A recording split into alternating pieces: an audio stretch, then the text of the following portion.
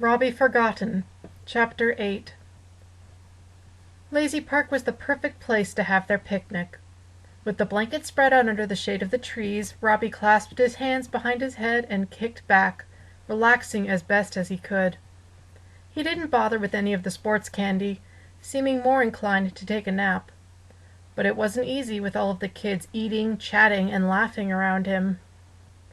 Trixie flicked a grape off Robbie's nose, making the man twitch and open one eye to glare at her. "What's wrong, Robbie?" she asked. "Aren't you hungry any more?" "Somehow I've lost my appetite," Robbie said, giving her an accusing look.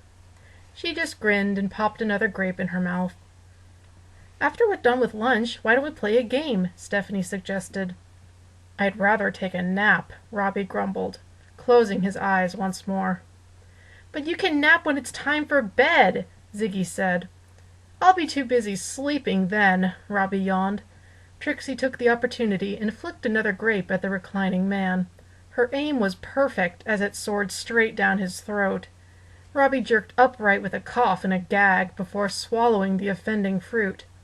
He beat on his chest a few times while Trixie and Stingy laughed, and they only quieted when he growled hoarsely at them. A plaintive mewing sound drifted down to the group. Robbie and the kids raised their heads every which way, looking for the source. Ziggy spied it first and pointed eagerly. "Hey, look! There's a kitten up in that tree!" Clinging onto a high tree branch was a little black puff of fur that, with enough squinting, could be identified as the kitten in question. It cried again, a pathetic and tiny noise almost lost in the leaves. "Oh, the poor thing!" Stephanie ran over to the tree and craned her neck, checking the frightened feline out. "I don't think it can get down on its own." "Why did it go up there in the first place?" Stingy asked. Robbie got off the picnic blanket along with the others to go take a closer look. He gazed up at the little black hairball with a sympathetic slant to his frown. "It's easier going up than coming down," he said. "What if it falls?" Ziggy asked, worrying his lip. "Cats always land on their feet," Trixie said, "right?" "But it's only a baby," Ziggy said. "Maybe it hasn't learned how to do that yet?" As the children considered the possibilities, Robbie balled his hands into fists, his knuckles whitening the longer he stared up at the kitten. His shoulders started to hunch up to his ears, and his jaw clenched tighter and tighter until finally he took in a sharp and deep breath. "That's it," Robbie determined. The kids paused their discussion and looked curiously at the man. He didn't elaborate on the statement any further, clamping his mouth shut again. Without any further ado, he stepped right up to the tree and threw his arms around it, latching onto the trunk and digging one heel in to hoist himself up. "What are you doing?" Ziggy gasped. The man's intentions were clear enough as Robbie painstakingly dragged himself up the tree, climbing inch by shaky inch. The kids didn't dare try to pull him down. They were all too shocked by such an energetic response in the skinny man to interfere. "You're gonna get all dirty," Stingy warned Robbie, not that it mattered. The undersized gardening clothes he wore were already scratched up with bark and bits of moss as Robbie shimmied his way higher.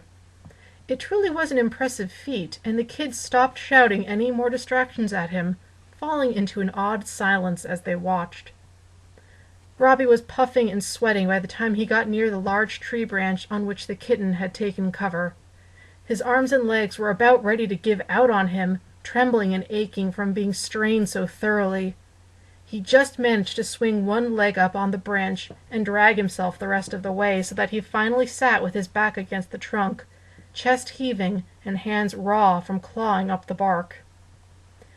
Robbie wiped some sweaty strands of hair out of his eyes, smoothing it back, and inspected the status of the animal. The kitten had backed further out on the branch at Robbie's approach, and its fur stood on end, puffing it out from the size of a baseball to that of a softball. "It's all right," Robbie muttered, either to himself or to the cat, or maybe both of them. He slowly started to lean forward and reach out one arm towards the kitten. Its big bright eyes stared back into Robbie's, and it let out another distressed mewl. It didn't back away any further, however, seeming to wait for him. He just needed to get a little bit closer. Robbie scooted a couple inches down the branch and leaned over as far as he could. There his fingers were scant centimeters from stroking the black fur of the kitten. But as his balance shifted, he felt himself sliding off the tree branch, beckoned by the irresistible pull of gravity. With a gasp, Robbie sat back heavily, emitting a whimper of his own. Try as he did to keep his eyes on the cat, he couldn't help his gaze from slipping, dropping down through the leaves, down past other branches, down, down. "Robbie? Is the kitten okay?"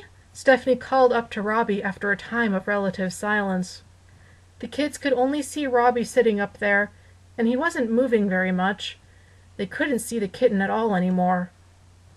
A quiet, desperate whine drifted down to the kids that said, "Help!" Sportacus came running through Lazy Park, driven by the crystal flashing and beeping on his chest. He spotted the kids clustered around one of the trees and headed for them. "Hey guys," he called, managing to turn their heads away from whatever they were doing. "I think someone's in trouble around here. I came as soon as I could. What's up?" Stingy pointed up at the tree. "Robbie Rotten." "Robbie?" Sportacus cocked his head back and followed Stingy's pointing finger. Robbie hadn't budged an inch, still perched way up on the high branch. Sportacus cupped his hands around his mouth to shout up to him, "Robbie, what's wrong?" "I'm stuck!" Robbie bawled in answer. "Just climb down," Sportacus encouraged him. "I can't!" Robbie cried. "Then jump down!" Sportacus held out his arms, ready to catch him. "I won't!" Robbie howled. "Then fall down," Trixie said. There was a pause. "I might," came the whispered response, Robbie's voice quavering.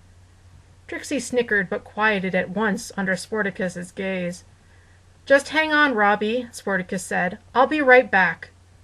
Sportacus ran off in a flash, leaving the kids to keep vigil over Robbie. It only took him a few minutes to fetch the ladder from the treehouse and carry it back through the park.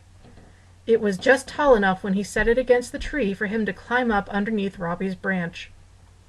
It took a little more persuasion to get Robbie to leave the tree, and longer still to coax him down the ladder. He had to stop on each rung with a whine or a groan, but Sportacus was patient. When at last both men set foot on the ground again, the children swarmed around them. "Is everyone okay now?" Sportacus asked, and the kids all agreed.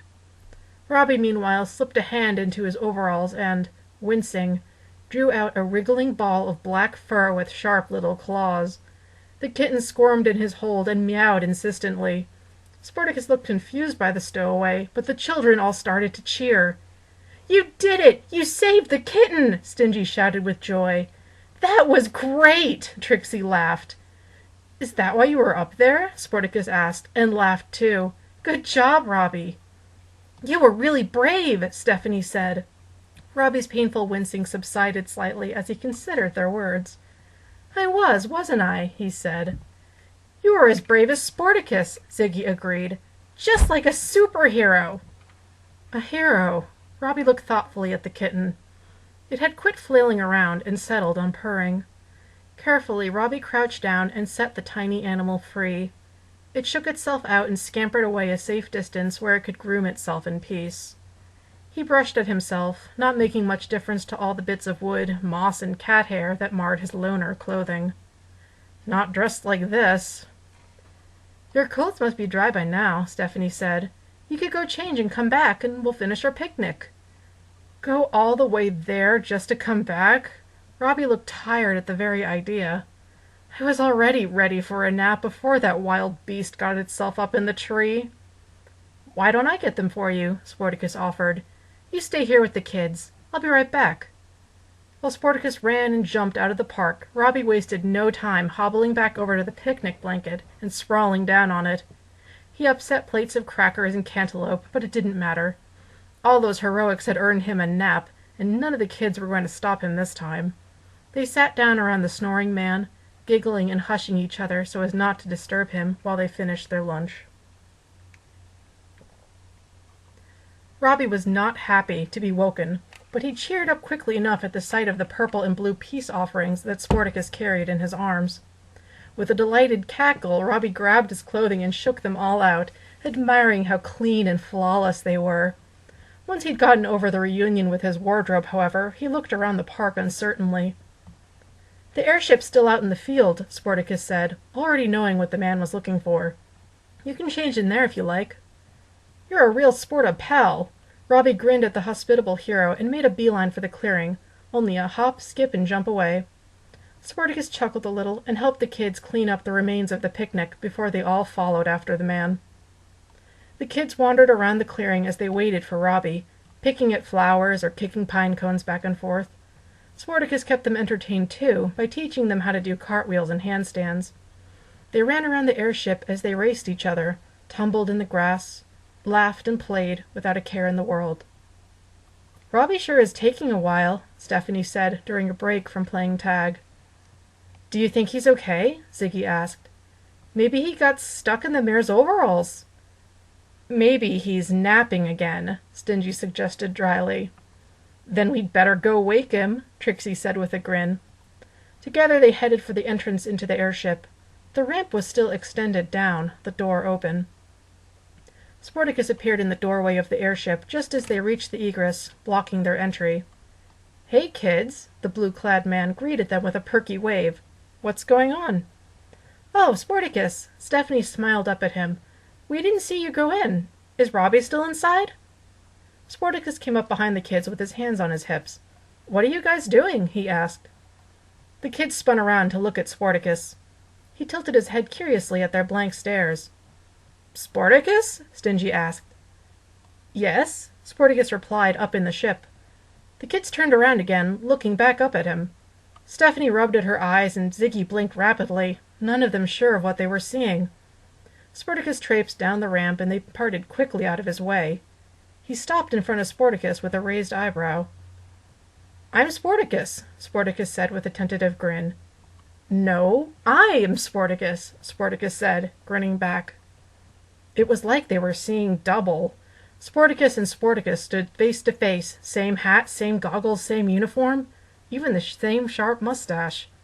They circled each other slowly, every movement like a mirror image, and looked one another up and down. "No," Sportacus said, "I'm Sportacus." Sportacus chuckled and offered a playful shrug. "Me too." "What's going on?" Ziggy asked in a high whisper. "Two Sportacuses?" Stingy ogled the spectacle and tripped over his own tongue. "There can't be two," Stephanie said, but couldn't make an argument as to why not. "Then which one is the real Sportacus?" Trixie said. Sportacus looked away from Sportacus and stepped towards the kids. "I'm the real Sportacus," he said. "No, it's me," Sportacus said, stepping up beside him. The children's eyes were starting to glaze over a bit from the relentless illusion. One Sportacus then did something so bizarre it made the kids gasp in horror. He ripped off his mustache! The imposter removed his hat and goggles next, and that's when the realization hit everyone. It wasn't Sportacus at all! It was Robbie Rotten! The kids shrieked in tones so shrill they made Robbie jump on the spot. "It's funny, right?" Robbie asked. "What are you trying to pull?" Trixie demanded. Robbie's nose twitched under the unexpectedly intense gawking and outright glaring of the kids.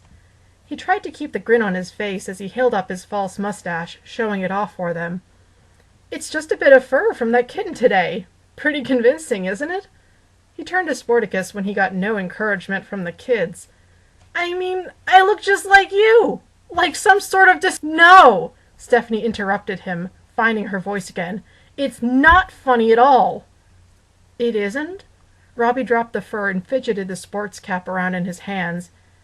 "It's sneaky," Ziggy intoned harshly. "And sly." Stingy drew out the word in a hiss. "It was just a joke," Robbie said, shrinking under their stony stares. Meekly he offered the hat and goggles over to their rightful owner, but Sportacus was still in some sort of shock of his own and staring at the man, not moving to accept his belongings. Robbie cleared his throat. "I'll just go change then." He walked delicately between the children and back up the ramp into the airship, ducking out of sight. Robbie was dressed in his proper clothes within minutes, but he didn't come back outside right away. The children were having a heated, whispered discussion with Sportacus out in the clearing. He could only catch snippets of what was being said. "That guy!" Ziggy. "Kind of trick!" Upset. "But what?" Stephanie. "Remembers?" Worried. "Always gonna..." Trixie. "Rotten!" Angry. "Down, it's..." Sportacus. "Talk to him." Careful and calm. Footsteps rang off of the metal ramp, coming up to the doorway. "Robbie?" Sportacus looked around tentatively into the dirigible. Robbie stood with his arms straight down at his sides. The hero's spare uniform lay neatly folded on the floor, hat and goggles sitting on top. Sportacus's gaze rested briefly on the laundry before rising back up to the other man. He smiled. "You look better in stripes, you know," he said. Robbie didn't say anything. He managed a curt nod. "The kids are heading home," Sportacus said. "I've got to take the ladder back to the treehouse. Think you could help me with it?" It was such an empty request it barely filled the silence in the airship. But Robbie didn't argue with it. He went slowly down the ramp, scanning the clearing. The kids were already long gone. Sportacus fell into step beside him, and they walked together into Lazy Park.